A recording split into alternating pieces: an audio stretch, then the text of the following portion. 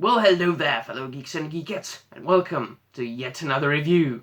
Now, this is take 15, I would say, since I haven't been able to make this bloody video. First, the camera was all wrong, and then the microphone went wrong, and then the battery died, and then I was trying out a new camera, which turned out to be shite. So let's hope that this time it'll be okay. Now, I have finally received my first 5 volumes of the Dragon Ball manga, so I can do a proper review. But before I start, once again, a huge shout out to the Omnibus Collectors Network guys, and especially Gio, Riley and Omar, for them sharing their passion and love for manga. If it wasn't for them, I wouldn't have bought my first manga, and I wouldn't fall in love with it. I wouldn't move my taste in literature further, and I dare say that my life wouldn't be changed for the better. Now, I will provide a link to their channel in the description down below, so you can check them out and subscribe to them. Now, I've already made one video about Dragon Ball, which was kind of my first impression on the manga, but since I received the first 5 volumes, I downed them fast. I had of course read some of it before digitally because I couldn't wait, so that might have helped. But in any case, this is my proper let's say, review of the first 5 volumes of Dragon Ball. Now, I said something in my first video about Dragon Ball that hasn't changed, and that's the fact that this is one of the best fantasy I have read in a long time. And it is so. I've described very quickly and briefly Dragon Ball as a perfect escapist story. It is perfect for people who are searching for escapism, for wonderful and grasping narratives, for journey story basically, filled with action, very good humor, extremely good humor, brilliant art, and cuteness embodied.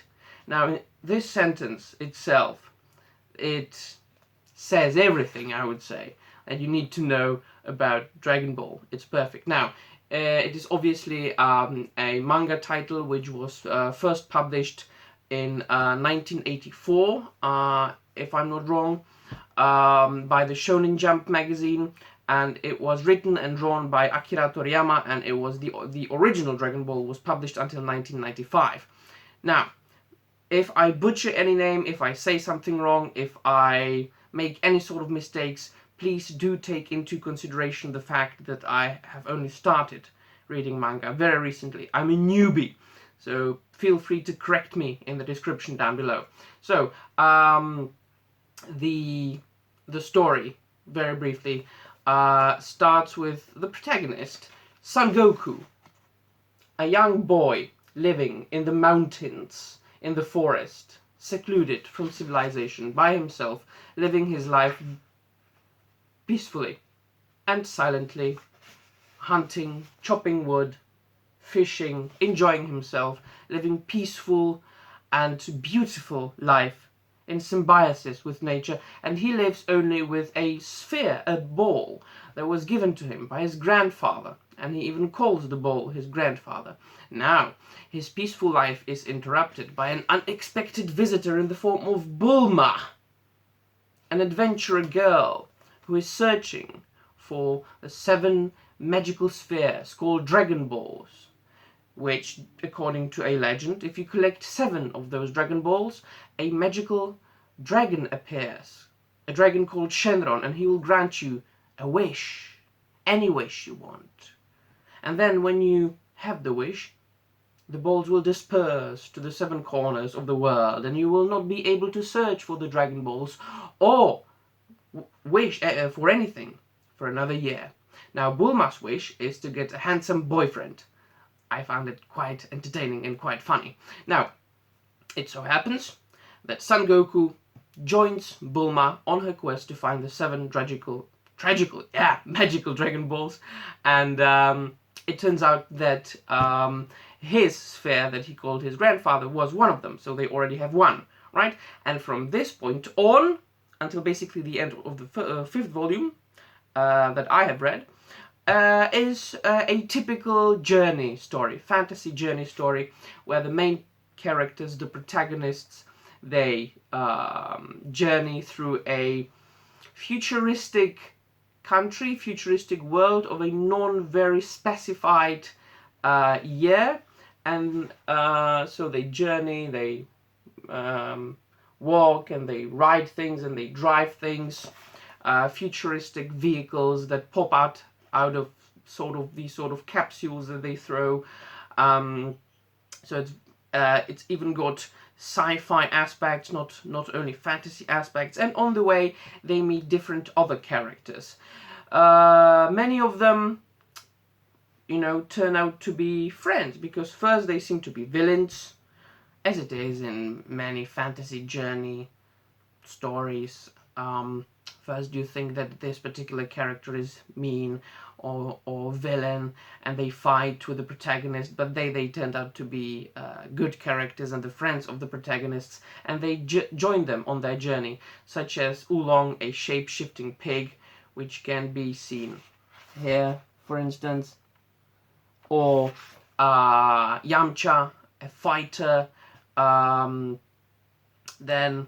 Kamasenin, the turtle master, Master Roshi, this old and creepy guy who then becomes Son Goku's teacher in martial arts, and he teaches him to fight even better than he had already fought.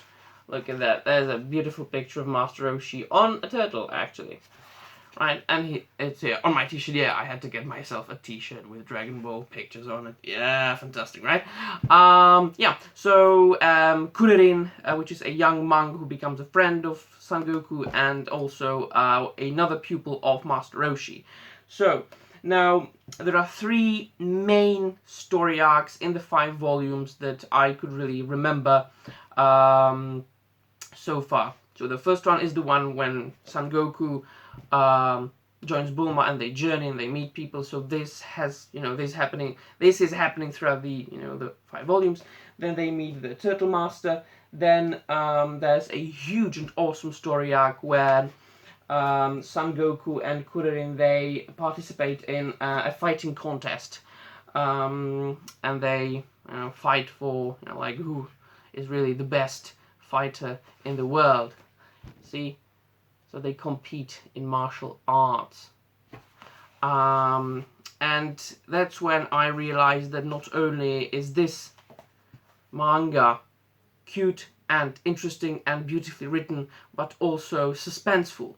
It doesn't happen to me very often when I read something, because when you read enough things, you know the tropes, you know the things. You know that books and comic books are quite predictable. You know that the protagonist isn't going to die. You know that the protagonist is going to win, like almost everything these days. Well, in this, no. You feel suspense all throughout the tournament. You actually feel fear for the characters, not necessarily for their lives, but for the outcome of the tournament. And it was just written so fantastically, and I was laughing from the depth of my heart. It was a sincere laughter, and I have laughed many times reading the first 5 volumes of Dragon Ball. That hasn't happened to me in a long time. I suffer from depressions, and I am not used to laughing sincerely anymore. But reading this, boy oh boy, yes, please and thank you. Yeah, so see. So these are the participants. That really reminds you of many computer games, right? Like Street Fighter and things like that. When you've got the main screen, when you choose the characters to fight, each other. So it's really fantastic. And the last story arc, which concludes Volume 5, is concerned with the Red Ribbon Army, which is like a group of terrorists, a army/terrorist organization who terrorizes a small village. They kidnap the leader of the village, and Son Goku spoilers, single-handedly defeats the entire Red Ribbon army and saves the village. He fights ninjas and he fights huge robots that look like Arnold Schwarzenegger. Let me find it real quick. See, and it's fantastic. It's just extraordinary. Now, and the artwork. I have to look at that. Look at that. You know, as most manga is black and white, which is absolutely okay and fantastic. It's got really very fast pace. So the artwork can be both like very detailed and very action-packed. Once again, the Arnold Schwarzenegger guy here, right? But at the same time, extremely cute, especially in the first volume. So yeah, that's about it. That's really the latest volume I read, volume 5. I can't wait for the next 5 volumes to arrive. And the conclusion is, I recommend Dragon Ball manga to everybody. Everybody. You don't have to be a fan of manga. You don't have to be a fan of comic books. You don't have to be a fan of fantasy. You just need to be a fan of good stories, good storytelling, good narrative, brilliant and cute artwork, and ideally you want to escape reality. And yes, I got the regular small paperbacks because I love the image that you will get when you collect all the issues. But knowing myself, yeah, I know that I will also get the deluxe Visbig editions. Right. Once again, Dragon Ball manga that have probably changed my life and moved my taste in literature further forever. And once again, huge shout out to the guys from the Omnibus Collectors Network, to Gio, to Riley and Omar. And that would be all from me, my friends. Please, what do you think? Do you like Dragon Ball? Have you read the manga? And if you have been manga reader for some time, have you got any other recommendations for a newbie like me? Yeah, tell me what you think.